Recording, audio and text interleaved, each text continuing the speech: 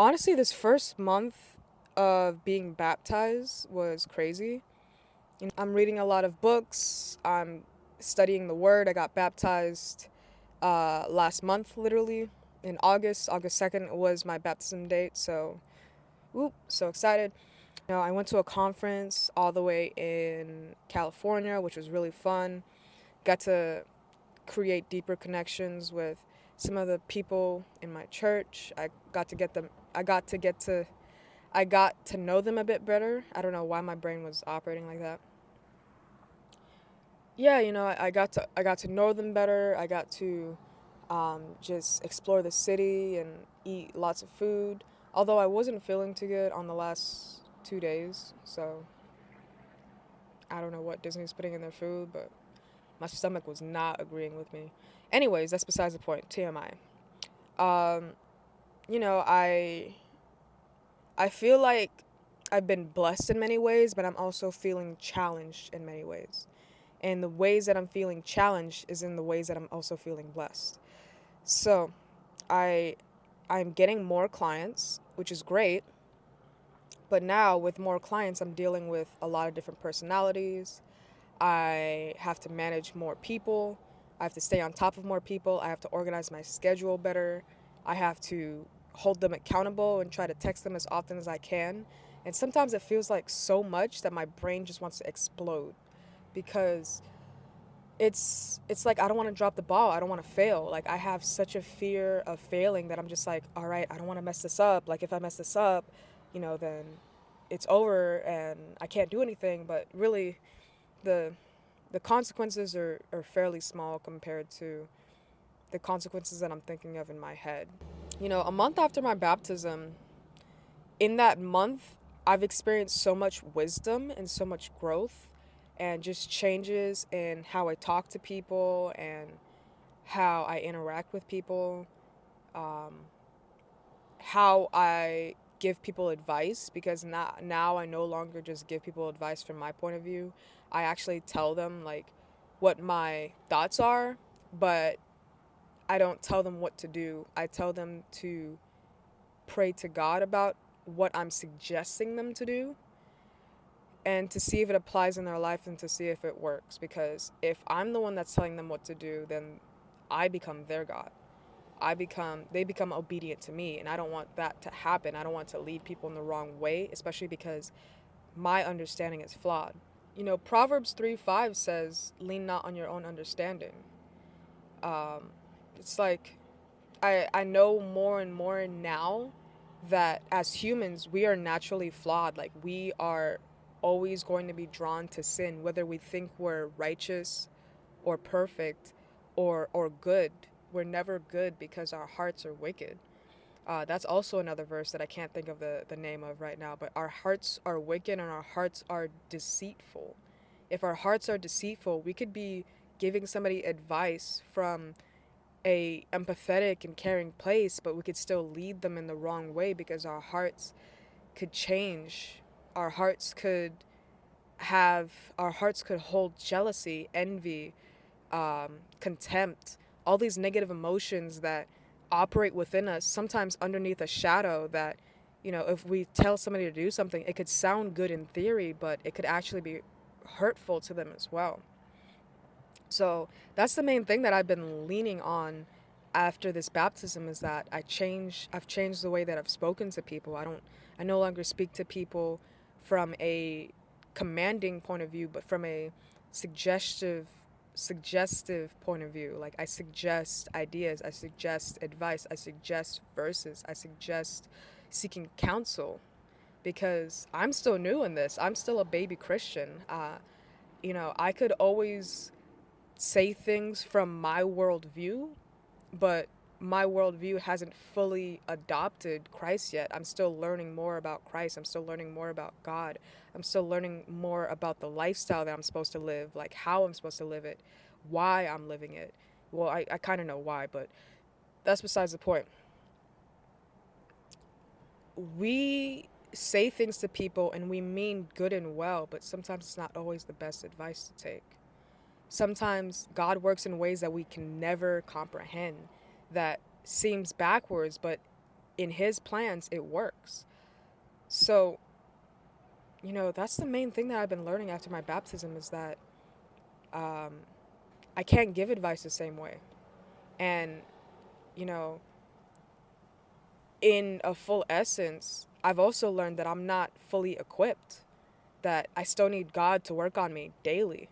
I need God to work on my heart, to work on my mind, to work on my emotions, to work on my body, because there's so many things that I am lacking that can only be found in God. I can't find financial riches in man because man, the money, the paper money that we have is literally worthless. I can't find fulfillment in a relationship because even the relationships that we have are fragile.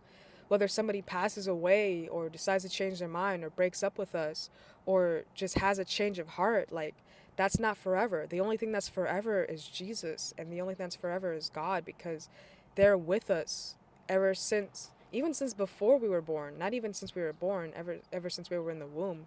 Since before we were born, God has always been with us. And it just makes me realize like the greatness and the goodness of God is that, you know, he has all these characteristics and these aspects of himself, but he created us in his image. And even though we are not a complete person, he gives us the tools, the resources, the lessons to learn to become that person that we need to be. And that's essentially what I'm doing, becoming the person that I need to be, becoming a godly woman, becoming a Proverbs 31 woman, becoming more of a leader, becoming more of a Titus 2 woman, becoming more of a better sister, a better friend, a better coach, a better trainer, improving all aspects of myself in ways that I can only call on Jesus to help me. Because if God has access to infinity, like everything in the universe, literally everything, but I'm seeking what I need in something else that's temporary, then it will never stick. If I'm seeking financial riches in the money that we have in the currency, then I will never be rich, because if the government if all hell goes to loose in the government, then I lose all of that financial riches. But who gives abundantly? The one that gives abundantly is God. And it doesn't even have to be financial riches, but he will bless you with financial riches when you serve and help people. And that's really what I'm learning, is just like serving as much as I can and helping people as much as I can, and being more selfless and just taking out the ego, the pride, being more humble, being less envious and jealous of people around me that seem to be doing better. Like one thing that I'm gonna one thing that people don't tell you is that everyone has their hardships despite the situation that they're in. Everyone has the downside to the upside. So I always thank God for everything in my life. I thank God for what I have in my life, because it could be so much worse, and there are people that have way less. So I'm like so blessed and abundant because I really didn't have to struggle too much. I didn't deal with any major addiction. I was never homeless. I've always had a car since I was in high school, so I've never been in many. I haven't been in any car accident. Like, I'm just so blessed because there's so many people that don't make it through those situations, you know.